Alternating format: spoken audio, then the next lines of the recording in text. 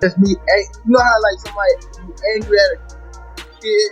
I'm a fighter. If I touch you in any kind of way, like as far as I'm gonna hurt you. So it wasn't that. It was just me removing her from that situation that she didn't. Gervonta Davis has finally spoken out about the recent lawsuit filed against him and the ongoing drama surrounding his potential fight with Jake Paul. According to Tank, the claims made in the lawsuit are nothing more than false accusations from one of his exes, who he says is determined to destroy his reputation and derail his career. Got arrested. Is there any like positive reassuring things that maybe you can, in a situation of a fighter who's, the whole world's against them at the moment, and kind of just stay prayed up, talk to God, you know what I mean, mm-hmm. and keep the faith. That's all that counts. And God will see you through. Awesome. Appreciate it. Yep. In his statement, Tank revealed that a disturbing pattern has begun to emerge among some of his exes, accusing them of using desperate tactics to extort money from him. He explained, "There's a growing trend among women I've been involved with in the past who try to use false claims to get money out of me, and just like before, it's happening right before another fight." Tank emphasized that all the allegations are completely untrue and assured fans that he and his team are working diligently to resolve the matter ahead of his upcoming fight in 2 weeks. He also requested that his privacy be respected during this time. Just mad, and once I seen her, it's not I grabbed about that. I just told her, like, I grabbed her like, "Shoot, like you gotta get out of here." Like, and I probably was wrong for doing that. I was wrong for doing that, but it wasn't so much of not me trying to hit her or. Gervonta Davis's coach, Calvin Ford, told USA Today that Tank is doing well and that the team was caught off guard by the lawsuit. "He's doing great. Everything's good. That's why we're trying to find out what's really going on," Ford said. Jake Paul also responded to the news, stating that he and his team are looking into the situation for clarity before making any decisions. Most Valuable Promotions, MVP, the organization promoting Davis's upcoming fight, issued a statement addressing the lawsuit filed in Miami-Dade County on October 30th, 2025. In an email to the press, MVP confirmed that an internal investigation had already begun. Upon learning of the civil lawsuit filed against Gervonta Davis, we immediately initiated an investigation. We are currently gathering facts and reviewing all details to ensure any decision we make is carefully considered, the statement read. MVP further emphasized that they unequivocally condemn any form of violence and are committed to handling the situation with diligence and respect for everyone involved. The promotion company added that it will determine its next steps after completing the review and consulting with all appropriate parties, and until then, will not issue any further comments. Gervonta "Tank" Davis did something awful again, and no, it wasn't scheduling another fight with Jake Paul. He beat a woman. Again, and once again, I'm not talking about Jake Paul. If you know Tank Davis, you know he has a lot of run-ins with the law. This is actually a civil suit over a certain criminal case that was dropped earlier.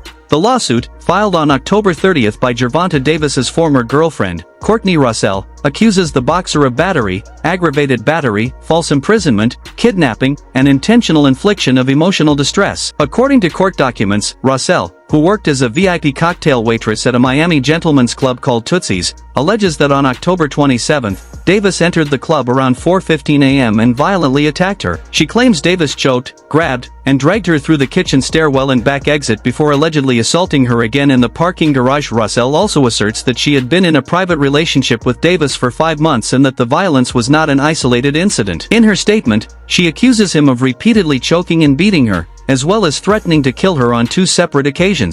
Movies and dressing up while watching scary movies.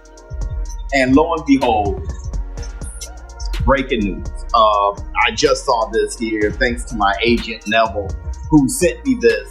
Chris Mannix, love you, boy. That was my brother. He posted that Jake Paul is looking. According to the lawsuit, the alleged abuse escalated in the weeks leading up to the October incident. On September 2nd, Davis reportedly threatened to kill Russell after she failed to respond to his calls and messages. Later that month, on September 23rd, he allegedly sent her another threat via text, saying, "I'll kill you," while accusing her of infidelity. That same day, Russell claims Davis physically assaulted her in public at a restaurant called Playa Miami. The lawsuit further states that an hour after the October 27th altercation, Davis sent Russell another message reading, "I'm on my way. Yo ya house," which she interpreted as a threat that he was coming to harm her again. Russell says she now suffers from severe PTSD as a result of the alleged abuse and lives in constant fear for her safety. She has reportedly sought both medical treatment and ongoing therapy and claims to require daily assistance due to the trauma she experienced. while everyone is innocent until proven guilty, this looks really bad for him. While all the details aren't out, we know the details from the original case, which was basically a shut case with a lot of evidence that he did. That, along with his prior incidents, innocent until proven guilty, but, if you do something. According to ESPN, neither Gervonta Davis's camp nor Most Valuable Promotions has responded to inquiries about the status of the upcoming fight. So far, it's been complete radio silence from both sides, a familiar situation for Tank's fans, who now find themselves once again waiting to see how his latest legal troubles will impact his boxing future. But from my understanding of the civil suit, it probably could turn into worse. A woman who is a waitress at a club.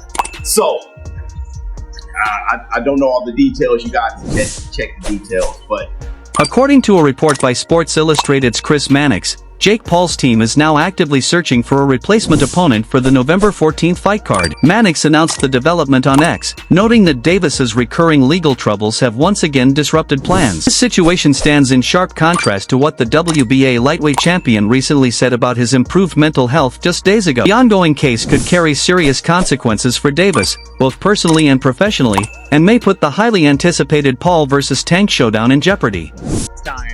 People are going to believe he did it this time. So why is this coming up again? Well, now we talk about Jake Paul. There were a lot of theories that the reason the original charges got dropped, despite it being pretty clear that he was going to get convicted, was he convinced her to stop pressing charges so that he can actually schedule this Jake Paul fight. Because it was announced the day after the charges. With Gervonta Davis's legal issues casting doubt over his highly anticipated exhibition match with Jake Paul, reports have surfaced suggesting that the search for a new opponent is already underway. It didn't take long for Ryan Garcia's name to rise to the top of the list of potential replacements. Garcia, who has had a long history of back-and-forth exchanges with the Paul brothers and even appeared to call out Jake recently, has yet to confirm whether he's interested in stepping into this unexpected opportunity. However, even if Garcia considers it, he may face resistance from his promoter, Oscar De La Hoya. Former world champion turned promoter is reportedly not keen on sanctioning a matchup between Garcia and Jake Paul. De La Hoya previously worked with Paul's Most Valuable Promotions back in June, making the situation even more complex. What's up, guys? Happy Saturday. So I wake up to calls from reporters asking me about Jake Paul and Ryan Garcia. Let me just tell you why this fight is not going to happen. Ryan Garcia fights for DAZN, and Jake Paul fights on Netflix. I mean, that's pretty much the bottom line. Golden Boy has a contract with DAZN. Ryan Garcia has a contract with Golden Boy. And that's just the way it is. I mean, this is business. Ryan... Still, existing broadcast deals make a direct matchup between Ryan Garcia and Jake Paul difficult to arrange. De La Hoya's clarification came just as new reports surfaced suggesting Garcia is preparing for a comeback fight against welterweight champion Mario Barrios. So I wake up to calls from reporters asking me about Jake Paul and Ryan Garcia, Oscar De La Hoya said in a direct address shared by Fight Hub TV on social media, where he explained why the fight can't happen. Ryan Garcia fights for DAZN, and Jake Paul fights on Netflix. That's pretty much the bottom line, the Golden Boy promoter stated, making it clear that network obligations alone make the bout nearly impossible. It's just probably like one of rant saying, oh, you're keeping me from making money and this and that and fighting. No, you have to go by the law, by the rules. You have a contract with DAZN. You have a contract with Golden Boy. This doesn't happen that way. So anyway, until next time, we'll see you Saturday for Virgil Ortiz. But again, Ryan Garcia's next fight will be announced by me, who he's fighting, and when he's fighting next.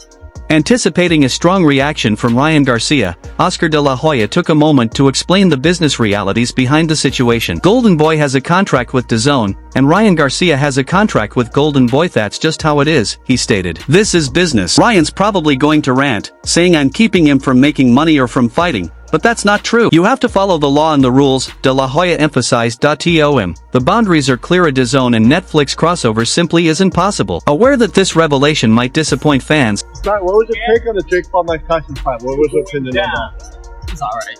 It's kind of like what it was. It's not fake. If Jake Paul calls you for early next year, is that what you want to do? Yeah, let's run it. Looking deeper into the situation, reports suggest that negotiations for a potential matchup between Ryan Garcia and Mario Barrios are already in progress. Boxing insider Mike Coppinger revealed, Ryan Garcia and Mario Barrios are closing in on a deal for a WBC welterweight title fight set for the first quarter of 2026, according to sources who spoke with Ring Magazine. Representatives from Garcia's promoter, Golden Boy, and PBC are reportedly exchanging contracts to finalize the bout. Meanwhile, Most Valuable Promotions released an official statement addressing the ongoing situation, confirming that they are gathering facts and carefully reviewing all details to ensure that any decisions made are well-informed and responsible. The statement continued, "We will determine our next steps once our review is complete and after consulting with all relevant parties." Oh, you have a contract with Golden Boy. This doesn't happen that way. So, anyway, until next time, we'll see you Saturday for Virgil Ortiz. But again, Ryan Garcia's next fight will be announced by me, who he's fighting, and when he's fighting next.